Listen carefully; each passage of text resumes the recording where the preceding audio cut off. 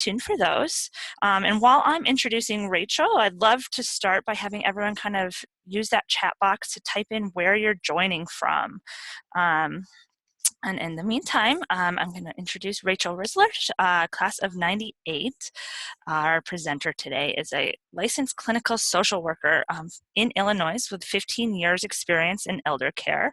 She has a master's of social work from the University of Michigan, where she was a Hartford geriatric fellow. She has worked in long-term care, hospice, and individual counseling for elders and their caregivers. So welcome, Rachel. Thank you so much for this important topic, and we're excited for your presentation. I think you might be mute. Oh,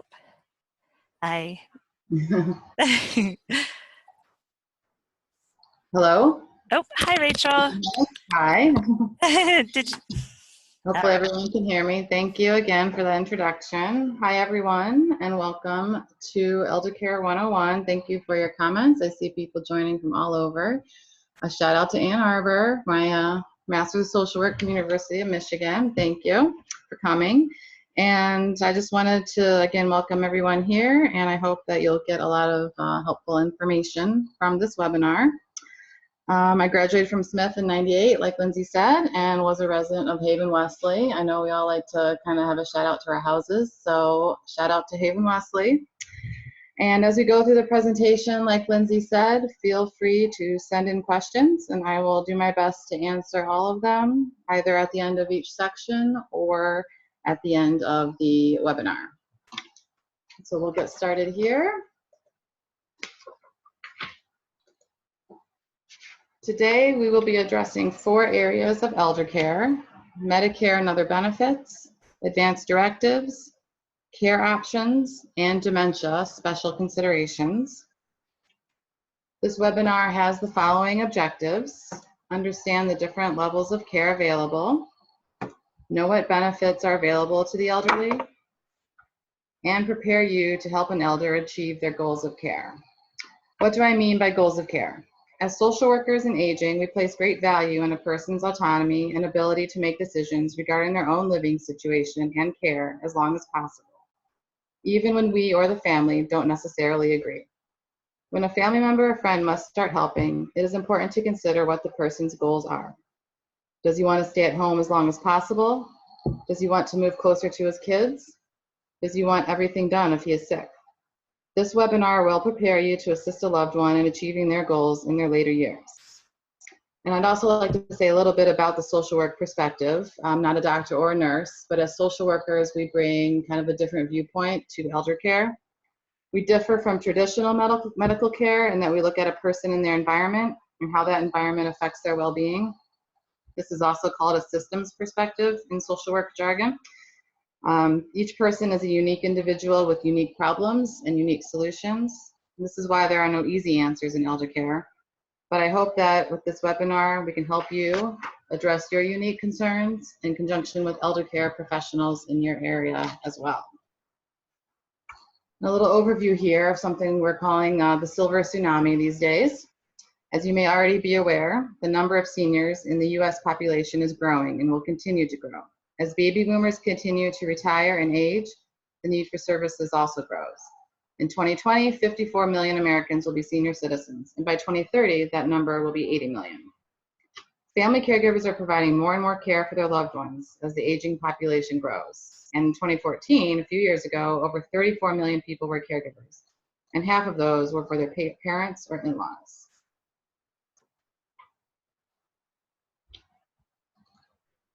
Before we go on, I'm going to introduce a case study.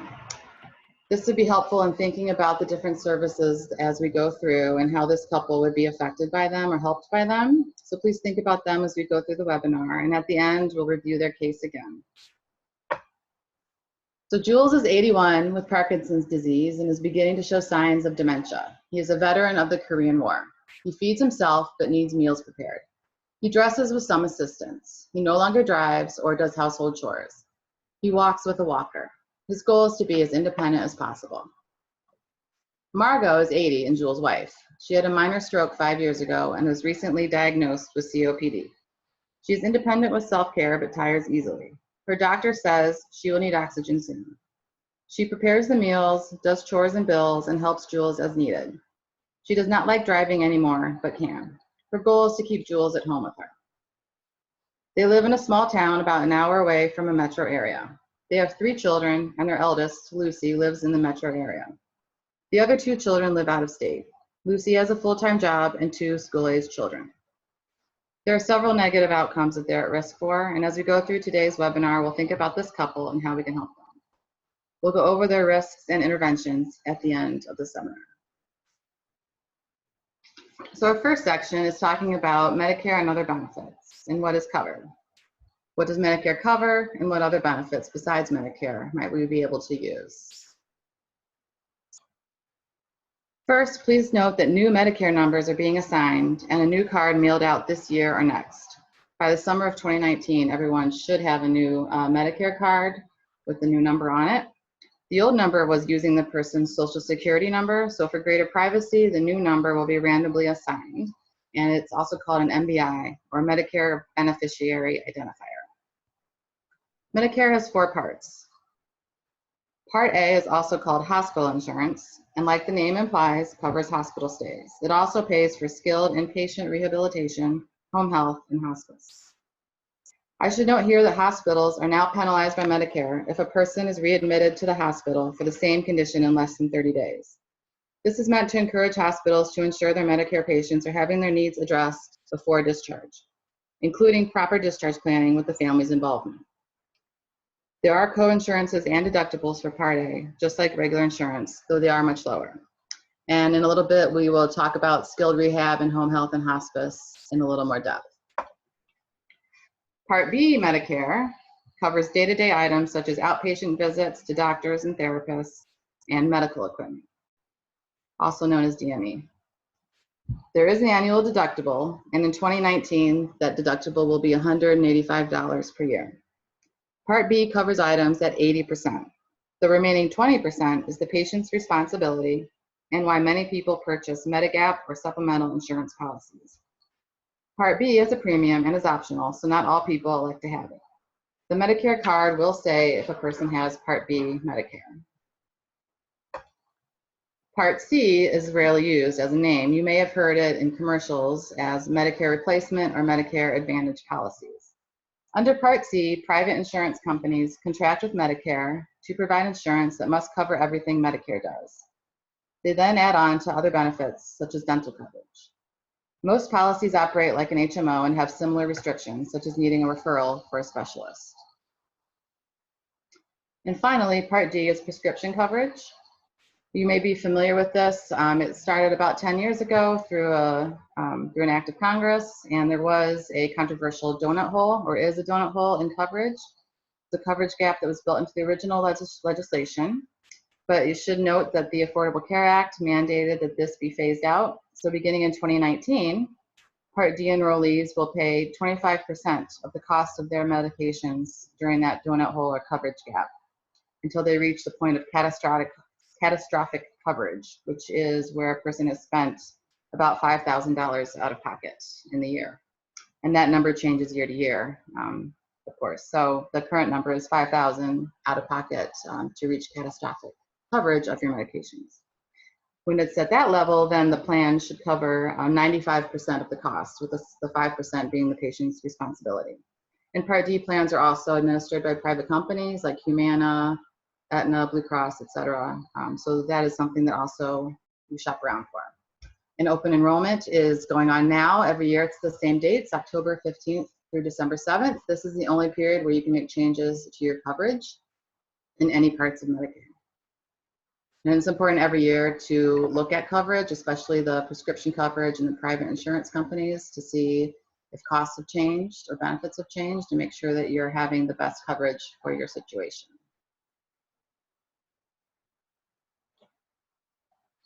Next is Medicaid. Medicaid is a public insurance program created in 1965 that provides health coverage to low-income children, disabled adults, and the elderly. Elders are 1/5 of Medicaid enrollees, but are responsible for half of the spending. Medicaid covers more than 60% of all nursing home residents and 40% of costs for long-term care services and supports. And Medicaid, as I said here, it is funded jointly by federal government and the states, but administered at the state level. So you will see differences between different states. And the application is through the state and can vary as well in the process. In Illinois here, it's all online now, but not all states are like that. So benefits may vary as well. And be aware of the look-back period. This is a common thing among people who want to utilize Medicaid. They may think, well, I'll just give my money away to my kids and then go on Medicaid. But it doesn't work that way. Medicaid, when you're applying, does look back usually 5 years to review all financial transactions, including gifts. So if your mom gave you $10,000 last year, but now she's applying for Medicaid, she will be expected to use that money for her care before Medicaid would kick in. And in addition, if your circumstances change, like say you played the Powerball and won that, then, or your loved one won the Powerball, then obviously that needs to be reported to the Medicaid department. In addition, in the community, some Medicaid may be used for caregiving expenses, but this varies by state. And in some states, for example, a family member may be reimbursed for providing direct care. So if you live with your parent and are providing care, depending on your state, you may be eligible for some reimbursement through Medicaid if they qualify for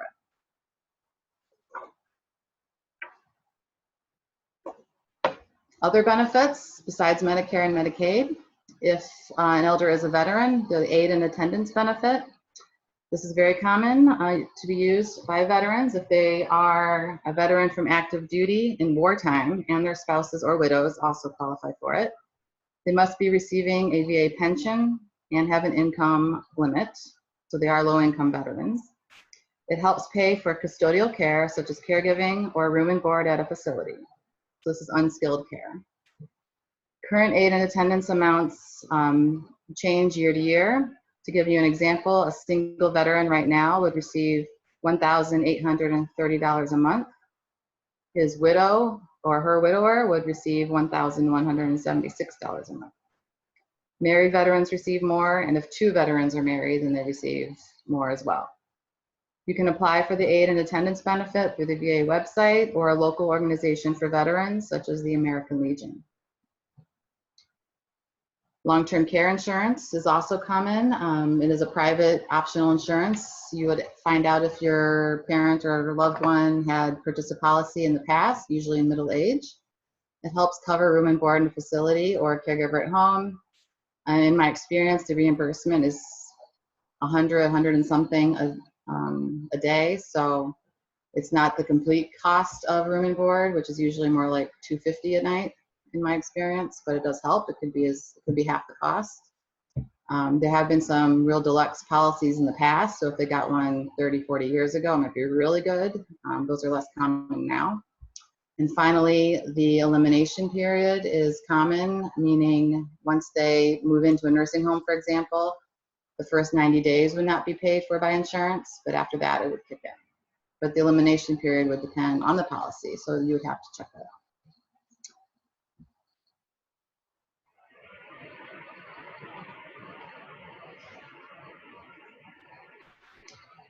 On this slide are a few other things I'm just mentioning briefly, helpful acronyms. PACE is a program for all-inclusive care for the elderly. This is a Medicaid program, but is not available in all states, so you would check with your state. When I was at school in Michigan, they did have it. Here in Illinois, we do not. We have something a little different called Money Follows the Person, which both of these are encouraged to help people live in the community versus a nursing home. So that's worth looking into. And also SHIP is the State Health Insurance Assistance Program. So not just for elderly, but it does help provide counseling regarding Medicare and Medicaid. And then you might hear these acronyms a lot, SSI and SSDI for Social Security and Social Security Disability Insurance for people under 65.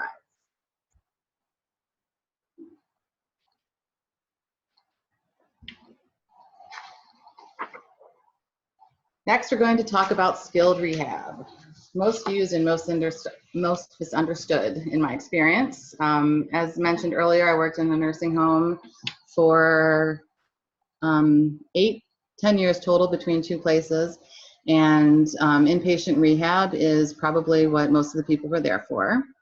And we had long-term care as well. And these were common questions and misunderstandings that people had, so I wanted to go over it a little bit today. As mentioned earlier, Part A Medicare covers a stay in a skilled inpatient rehab facility, usually part of a nursing home. This is a much-used benefit, but also misunderstood. Many people assume they will get 100 days covered at 100%. This is not accurate. This chart goes over some of the important details. So the Medicare benefit does allow up to 100 days of coverage. However, a person must have 3 nights in the hospital to start the benefit period. And I say here, beware of the observation stay. It is important if your elder is in the hospital under Medicare that you confirm that they've been fully admitted to the hospital if you're interested in having a rehab stay. Some people might seem like they're in the hospital, they're in a room, nurses are taking care of them, doctors are seeing them, but they're listed as under observation only. So it's very important to clarify their status. You might not be able to change it, but you want to double check that and try to change it if you can. They must be able to complete physical therapy, occupational therapy, or have a skilled need, such as a new feeding tube or an IV medication like antibiotics. The first 20 days are 100% covered. The last 80 are 80% covered, and this is where the supplemental insurance would help out. It's important to note that it's not meant to be long-term care, just short-term rehab. If there is no skilled need or therapy, their stay becomes private pay or they're discharged to home. The 100 days are not guaranteed, and most people do not use all of them. You can have more than one benefit period in a lifetime. If a person is home or in unskilled care, they could be a resident of a nursing home or assisted living, but not getting skilled care. For a 30-day break before going back to the hospital, they would qualify for a new benefit period and starts over at day 1 if they go back to short-term rehab. If they don't have a 30-day break, then the days pick up wherever they left off. If they left on day 90, then they have 10 days left until they've had that break. It's also important to note that this benefit can be used a little later. You have 30 days from leaving the hospital. So if your mom is in the hospital, she decides she wants to go home and try it there, but isn't doing well at home, you have 30 days to get help finding a nursing home. You could call the hospital back for help and get referred to a nursing home for short-term rehab. As long as you do it within 30 days, you could still use this benefit. And also it's important when you're in a facility to know your rights. All facilities are required to schedule care conferences. Try to attend as a family member in person or by phone. Stay in touch with the therapist or a social worker for updates, so discharge is not a shock. They are required by Medicare to give only 48 hours written notice. Hopefully it's more than that. And you do have a right to an appeal if you disagree with the discharge. You may choose to pay privately or remain there, or plan for discharge to the community with home health and a caregiver if needed. I do see a question pop up here from Liz. When my dad was in rehab, it was a catch-22. He was able to stay only if he was improving, but if he improved too much, they wouldn't let him stay. True. Also, if he wasn't up to therapy one day, they might see that as plateauing and ask him to leave. Yeah, I mean, it is, interpretation as well. These Medicare guidelines, and each facility interprets them, and therapists do as well. They always want to be careful of not being fraudulent. So if they aren't providing treatments, they have to document that, and they can't bill Medicare for every night of a person's stay if they're not providing treatment. So they do a lot of documentation. They have to show progress. But you're right, if they improve really quickly, then yes, the stay will be short. If they're not improving, hopefully they're looking at why. Is there something going on, like an infection? Is he depressed? Does he need something, to help him? So usually a person can have, several days if they're not feeling well, to hopefully feel better and be able to participate. But again, it is, every facility is interpreting, Medicare guidelines. But what I'm giving today are the general guidelines.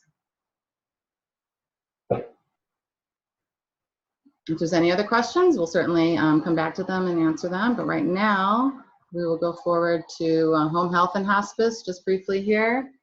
A few key points are listed here for both. Most hospital and rehab discharges to home will include a referral to home health. Encourage your loved one to participate in the therapy for ongoing rehab and recovery. It's also important to note that only homebound patients technically qualify. So if your elder is seen driving into his driveway as the nurse arrives, he will lose the home health and be expected to go to outpatient services instead. To qualify for hospice care, a person must have a life-limiting diagnosis with a life expectancy of 6 months or less. The goal of hospice is comfort-focused care and an end to aggressive life-extending measures.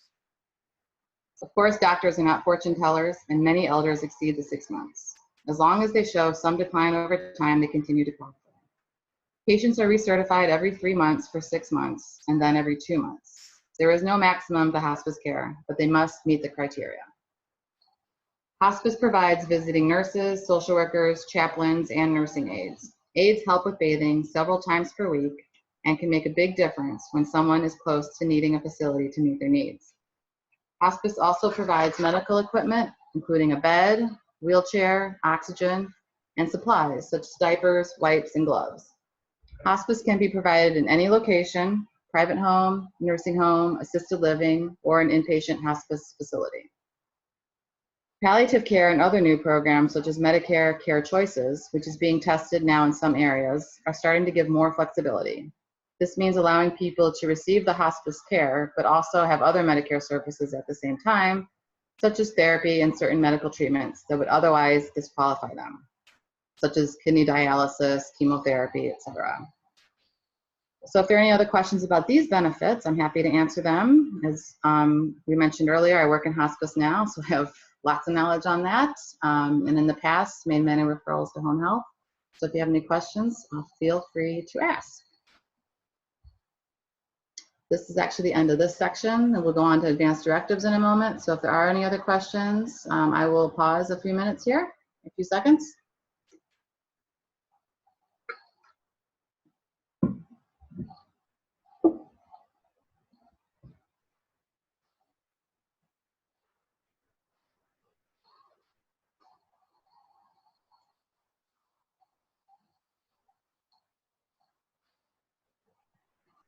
Okay, I think we'll go on to advanced directives. So these are legal documents that assist people in advanced care planning. You may be familiar with advanced care planning as a mandate from the Affordable Care Act, where physicians are reimbursed for discussing patients' end-of-life wishes with them.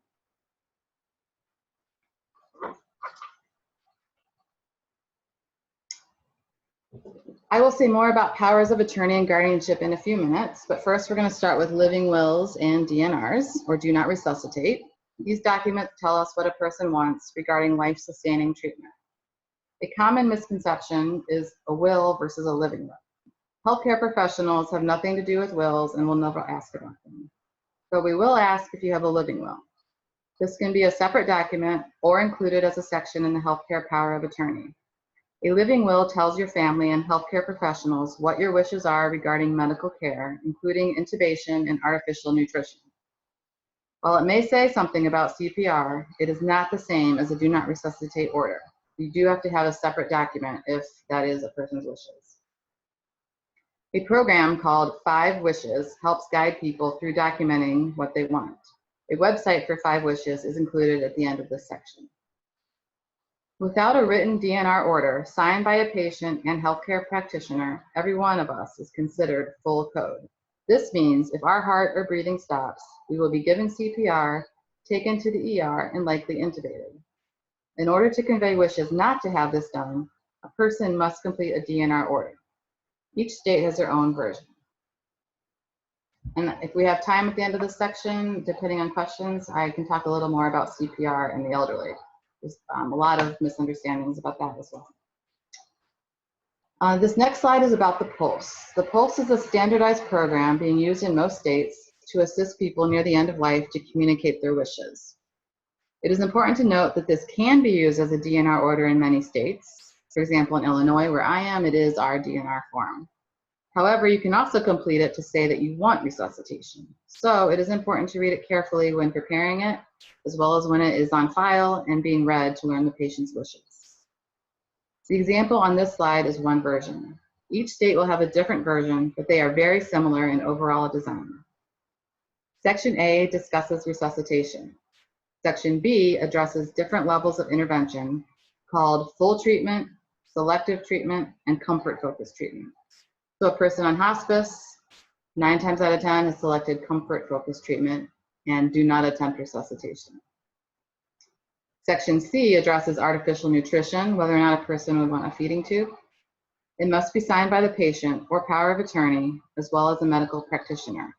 Some states require a witness to the patient's signature as well. Here in Illinois, we also require a witness. So for more information, you can go to the website, post.org. I love this form. It's very clear and easy to understand. When every state had their own form, Illinois was really poorly written, so I was so happy to see this form. So hopefully your state uses it too. But it's an important thing to check out, especially if your loved one does not want resuscitation, that you have the correct forms in place. So there's no confusion when a paramedic arrives on what your loved one wants. Decision-making powers. These final documents address who can make decisions on behalf of an elder. We will start with powers of attorney. There are 2 kinds, healthcare and property, also known as financial. A person may designate one person to be both or different people for each. There is usually a secondary person or even a third in case the primary person dies or is unable to serve either temporarily or permanently. As a side note, I had a patient a few years ago on hospice with dementia. She had 3 sons. At the point of her admission to us, 1 or 2 of them had passed, and her son, who was her power of attorney at that time, he unfortunately passed as well before she did. So even with 3 people on her power of attorney, something like that could even happen, in which case we had to go to the next step, which is a healthcare surrogacy form, which we'll talk about in a minute. So the durable power of attorney for healthcare is what we're talking about mostly here, but the property as well is very similar as far as fill it out. The property one usually has to be notarized. Healthcare does not. You just use a witness. At least in Illinois. So these are the most common, easiest to complete. Everyone should have one. I have one. I've had one since we did our wills and we had kids, so it's never too early to do one.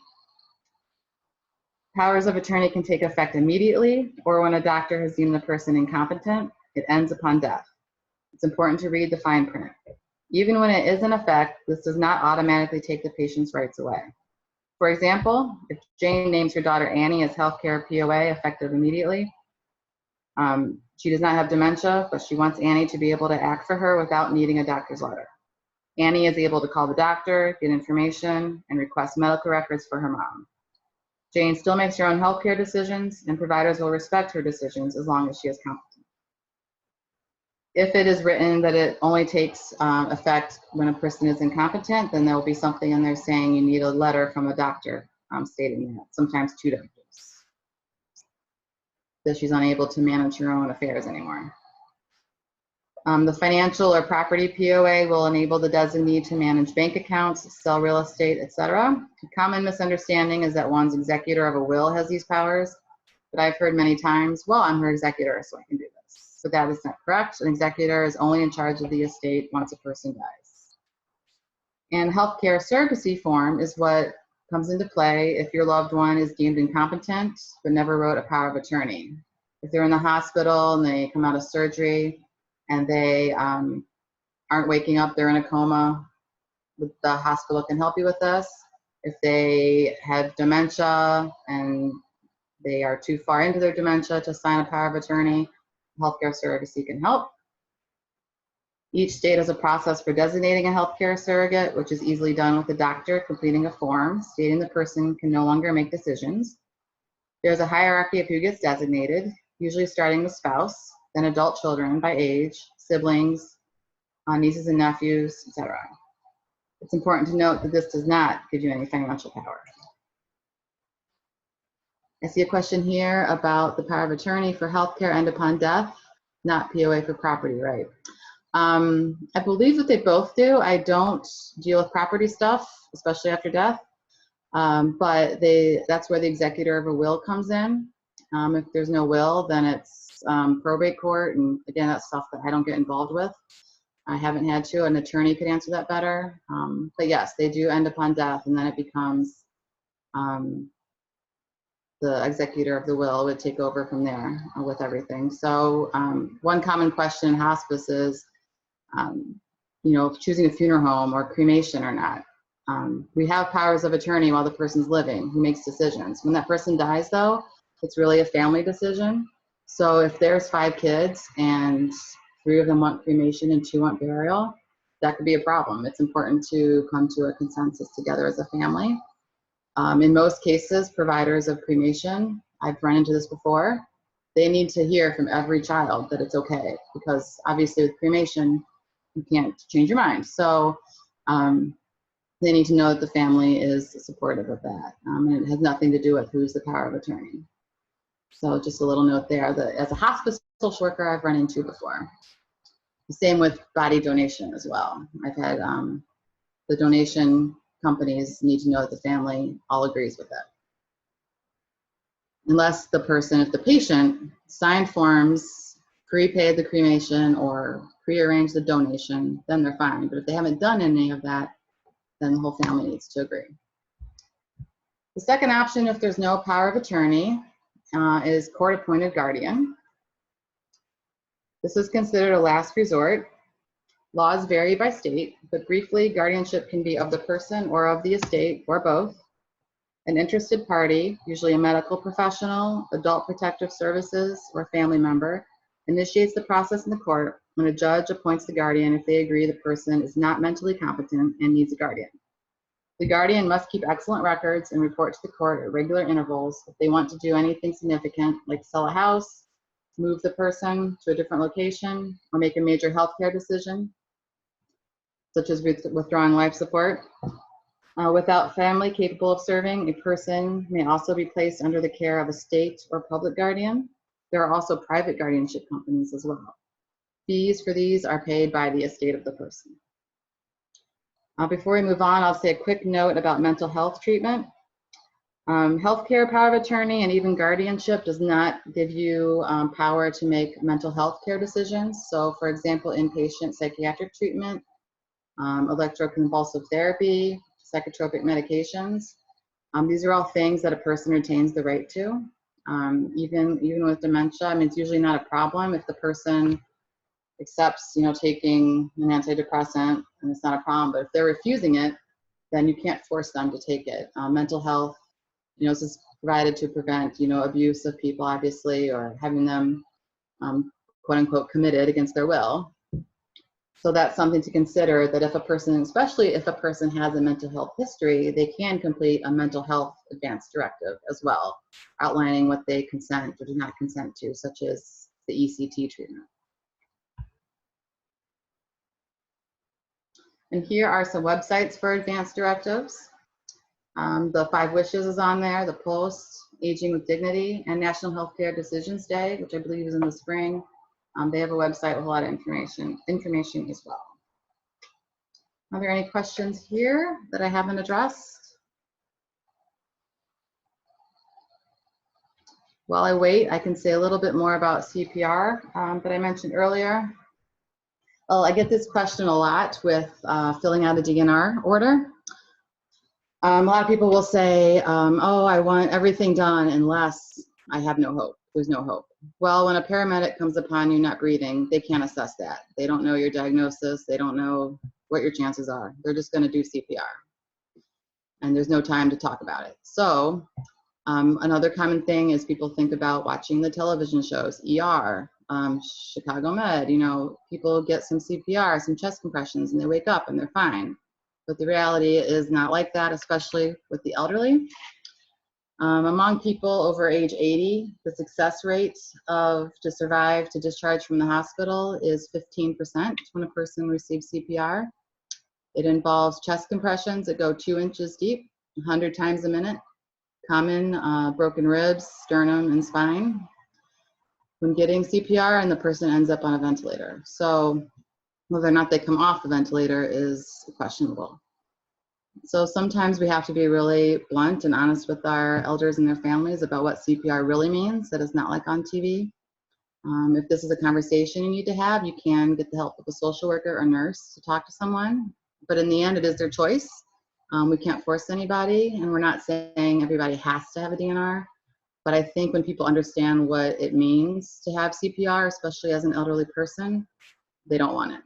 They say, when it's my time, it's my time. I want to pass peacefully. I don't want to pass in an ambulance or in the ER. I just want to, die in my bed at home. So having a DNR helps them achieve this goal. What happens during a GAL audit and interview? Could you explain that a little more?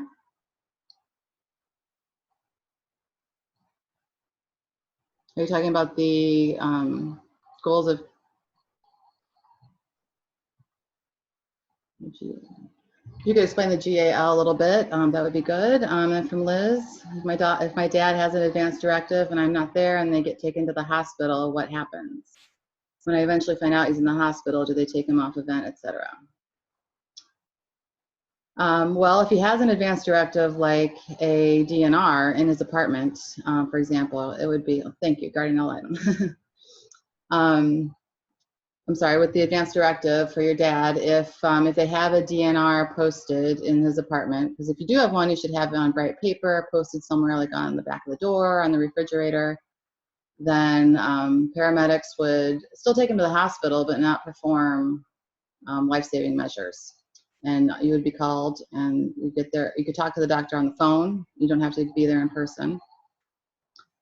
But if he doesn't have the advance directive, he would be put on the vent. You could, if a person is, say, on a ventilator or on a BiPAP machine, they're comatose, the doctor feels they're, would die, but they are not going to recover, then you could then sign a DNR as his power of attorney if you're his power of attorney or healthcare surrogate. So there are ways if a person did not do this ahead of time. Unfortunately, they went through the trauma of going through all that. So hopefully we can get these things signed ahead of time to avoid that.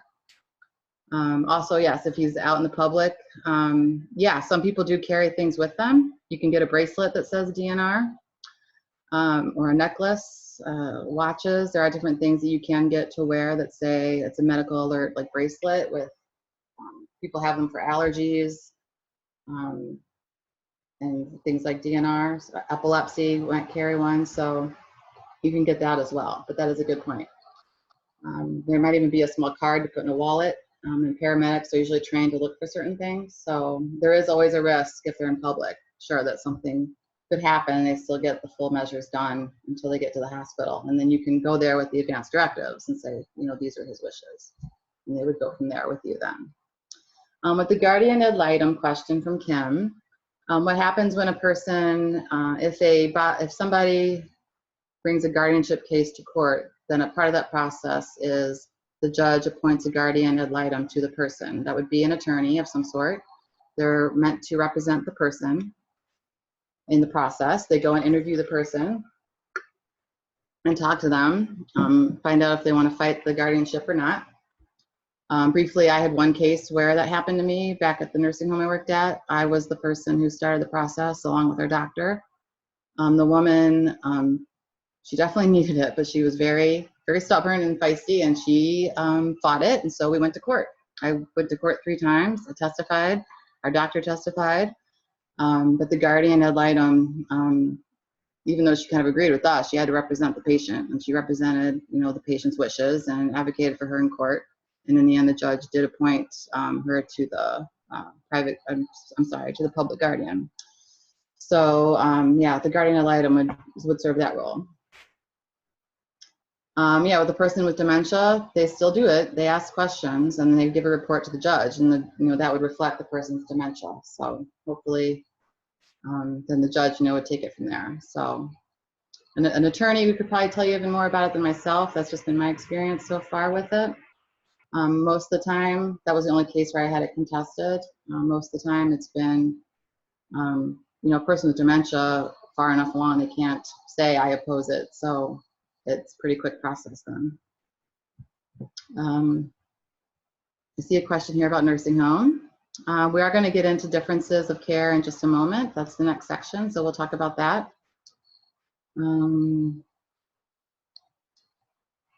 But you'll see in the next section, Anne, that they are different, and what you describe as her level of care is still considered assisted living. So we will go into that now, I think. Okay, and again, if anything comes up for questions, feel free to add it, and with Lindsay's help, I can go back to them at the end. Okay, so levels of care. We will go into starting with being a care at home. I'm going to go through these a little more quickly now. We took some time on the advanced directives. So these are some resources to help somebody stay at home. We're going to start with the Area Agencies on Aging. They're created by the Older American Act and receive federal funding, which is dispersed to local agencies to provide services. And every community is different. In my area, it's Catholic Charities who provides that service. And this website here can show you where your local agency is. Homemaking Services is a Medicaid waiver program where a person can get some assistance at home without moving to a nursing home. They are assessed for a certain number of hours. It might be 10 hours a week, could be 40 hours a week to have some help in the home. It would include housekeeping, cooking, light personal care. They do not have to be on Medicaid already, but they do need to be low income. Also, as a reminder, the veterans benefit we talked about earlier could help. Meals on Wheels also varies by community, may be called a different name, and the local agency can give you resources for that. There's usually a hot meal at least 5 days a week, possibly a bag meal as well for the night. Medical alert systems are very important. A landline is no longer needed. You can get something that has fall detection, so if they're unable to press the button, the company still knows that they fell. There are affordable options. The basic service is very affordable for most people. And there might be subsidies in your area as well to help pay for it. Geriatric care managers. These are professionals, usually nurses or social workers, who will help manage your loved one's care for a fee. They complete assessments, give recommendations on care, help shop for senior living communities, attend appointments with them, help hire caregivers and other services. This is very helpful if you're caring for someone long distance. A website where you can find a care manager is listed at the end of this presentation. It is private pay. It's not something that insurance covers at this time, but it is something that can be pretty helpful to people. And then finally, this is a list of some other ideas to consider at home. There are companies offering safety assessments and home modifications. Also, if you have home health, they can help with this. They don't do modifications, but they can do a safety assessment for free. Items like scooters, ramps, and stair lifts are not covered by insurance, but there are many options now for used or donated items, such as online marketplaces. And there may also be a lending closet in your community for seniors. They might have basic items like walkers and wheelchairs if they cannot get it through Medicare. The next level of care would be hiring a caregiver while at home or in assisted living. They can work in private homes as well as facilities. You may hire someone either through an agency or independently, such as via classified ads and websites like care.com. This slide shows the difference between the two.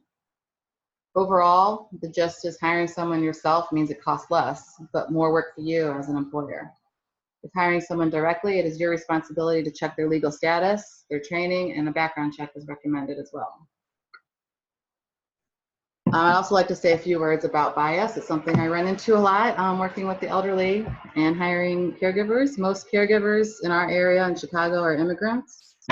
Each agency will often have a primary culture in their agencies, just Filipino or Polish.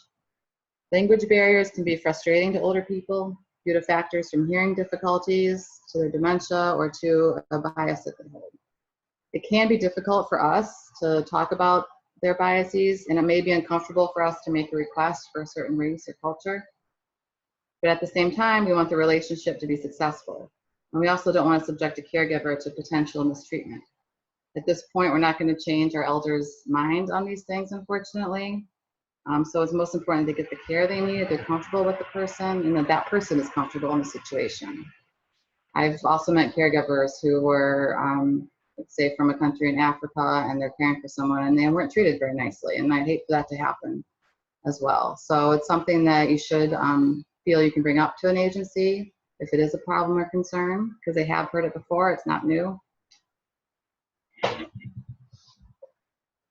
Okay. I did see a question there about the slides will be available. We'll be emailing them out. And how do I find out about Medicaid waiver programs? Your state, I would look at the state website for aging. They call it lots of different things. It might be human services, it might be aging, the elderly. To start at the state level, or Google the state Medicaid program. They will tell you about the different programs. Also, your area agency on aging to give you information as well. Long-term care facilities, we had a question earlier about that. This is a list of the different kinds. They can also vary by state on what the definition is, but generally, assisted living is paid for privately or with help from long-term care insurance. They help with activities of daily living, usually with a la carte pricing. So in the example Anne gave, you know, if a person needs only pill reminders, medication reminders, that's a small cost. If they need help with showers, they need help with getting to meals, they need help getting out of bed in the morning, getting dressed, then that's going to cost more.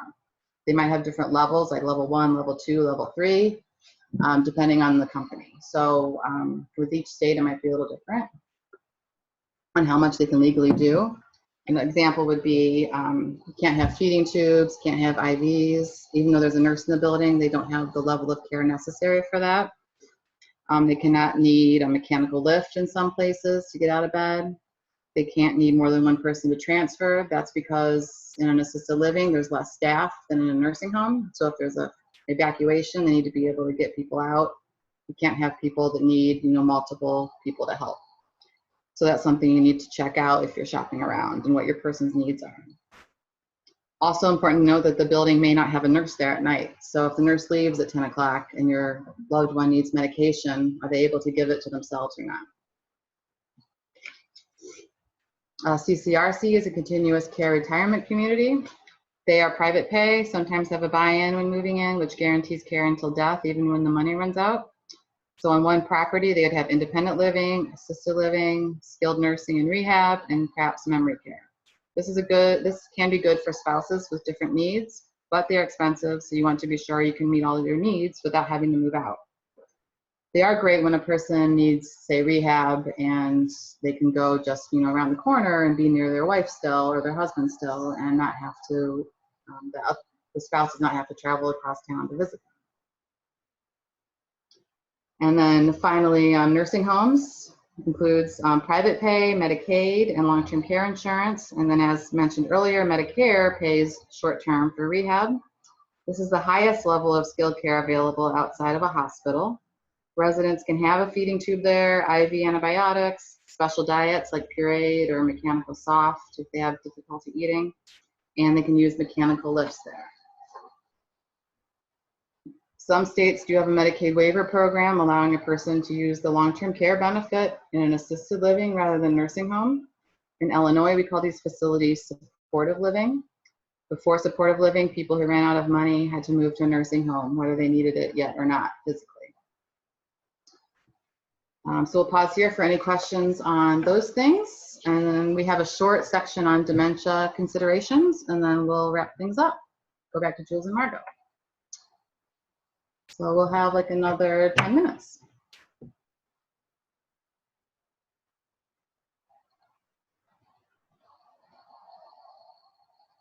I think I have addressed the questions I've seen so far.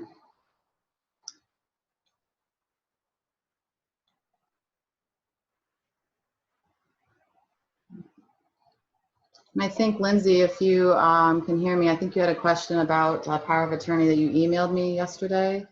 If you're able to put that in, I can answer it at the end that somebody had that couldn't come. Thanks. Okay, we'll go on to dementia. According to the Alzheimer's Association, there are approximately 5.7 million people with some form of dementia in the United States. This number will be 14 million by 2050. Currently, 16 million Americans provide unpaid care for them, amounting to 18.4 billion caregiving hours. Over 60% of caregivers are women. Caregivers to people with dementia report higher rates of depression and emotional stress.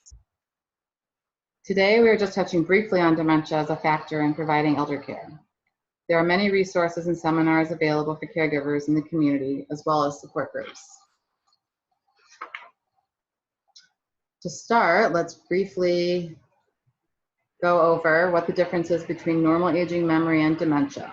We all forget words or where we put things from time to time, but when is it dementia? So with normal aging, we make occasional bad decisions. We miss a monthly payment here and there, forgetting what day it is, but remembering it later, sometimes forgetting which word to use, or losing things from time to time. With dementia, there is a marked change in judgment, poor judgment and decision making, safety judgment, like who do you call if there's a fire and they can't answer you, inability to manage a budget, unable to write a check anymore, losing track of the date or season and not recalling it, difficulty having a conversation, repeating oneself a lot, speaking nonsensically, although that's later in dementia, but it's more confusing speech, misplacing things and being unable to find them, or putting things in bizarre places, such as car keys in the freezer, which is a common example.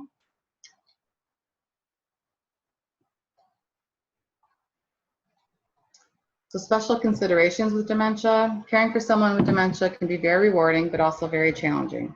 Behaviors associated with dementia can make a caregiver burn out quickly. It is particularly difficult for spouses, and they will need support from their family and friends so that both of them remain safe and healthy. Here are some tips for both in the home and in the facility.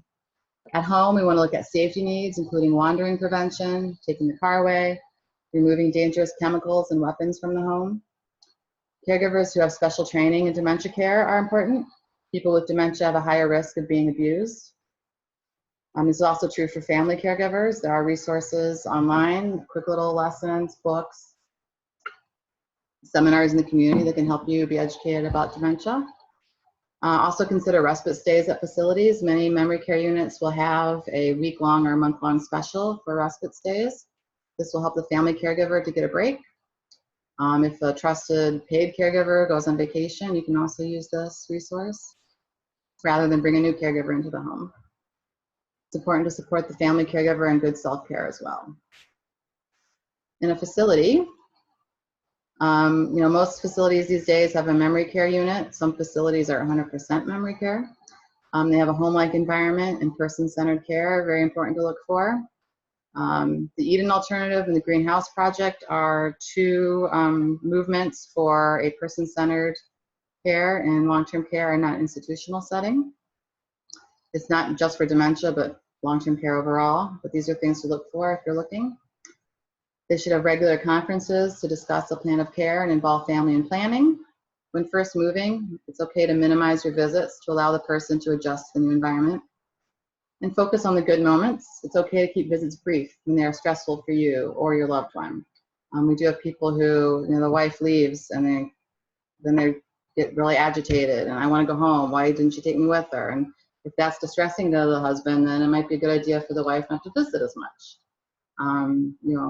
Until he kind of gets through that, because as dementia progresses, we'll find behaviors change as well. And it's okay to do that and not feel guilty about it.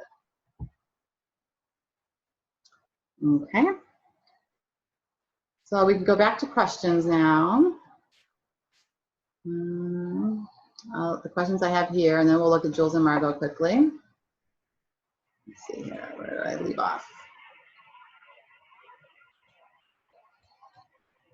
So a nursing home is basically skilled nursing that you're going to live in for the long term, correct?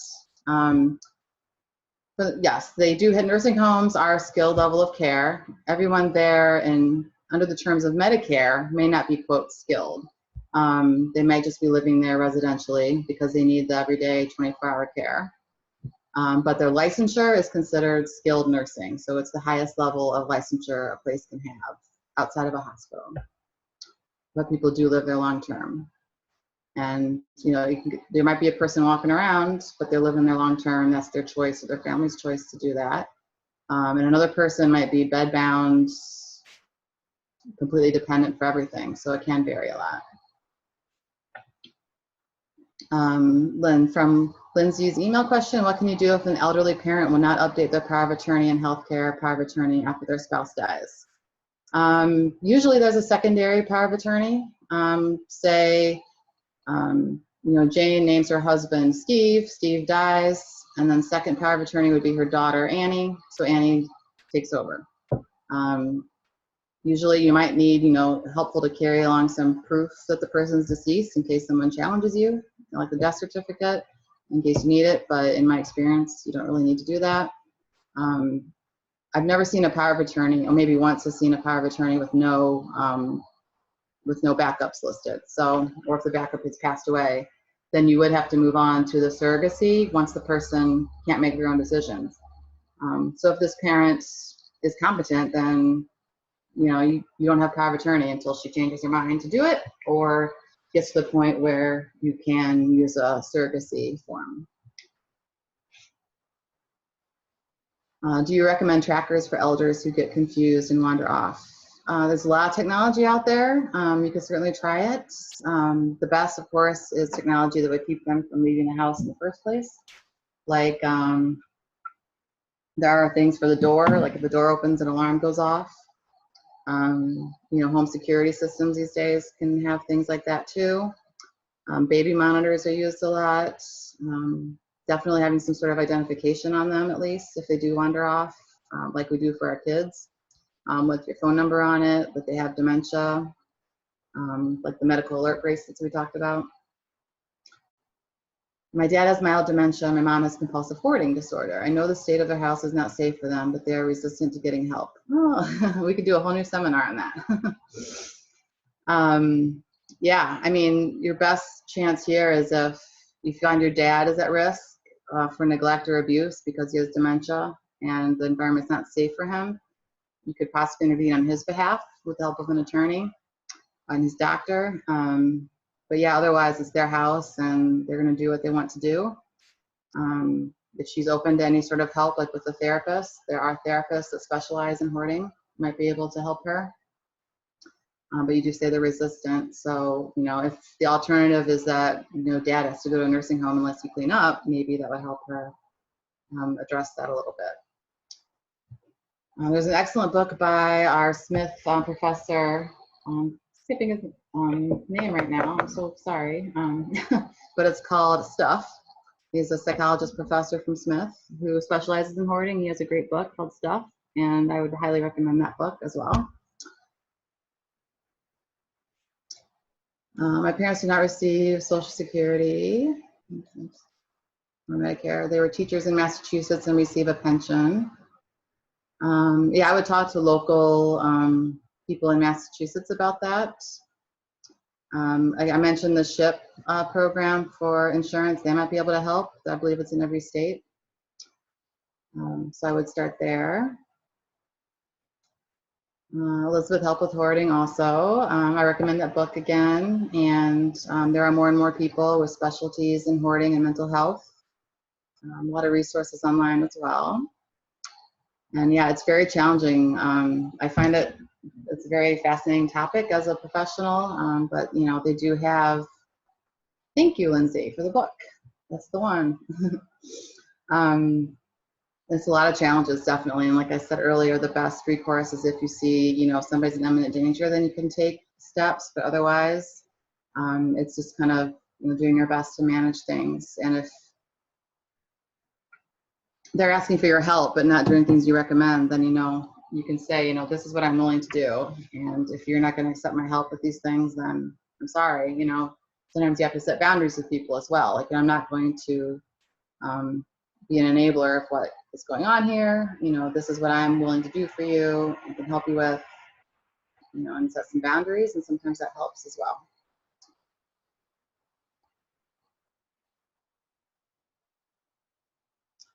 Are there levels of care within memory care? I know someone recently asked to leave a memory care facility because he would get very agitated and sometimes violent with the caregiver.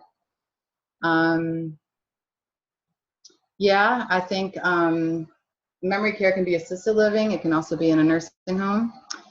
And when there's behaviors like agitation and violence, it's kind of a case-by-case basis, but if the facility does have a right to do that, they can send someone to the hospital if they're in danger of hurting themselves or someone else. They can be sent to an inpatient psychiatric unit as well. Usually it's 3 days that you can be put somewhere involuntarily. So that sometimes helps, and then they can be returned once they're managed, returned to the facility. So that's an option. Sometimes it does just mean finding a new place. And usually, we try to work with families to find out what's going on. The facility's first step should not be to kick them out. It should be, let's look at their medication. Let's look at the triggers. What's causing this to happen? Do they need a new caregiver? The bias I talked about earlier could be a factor as well. Yeah, so hopefully they're looking at different factors and not jumping to that.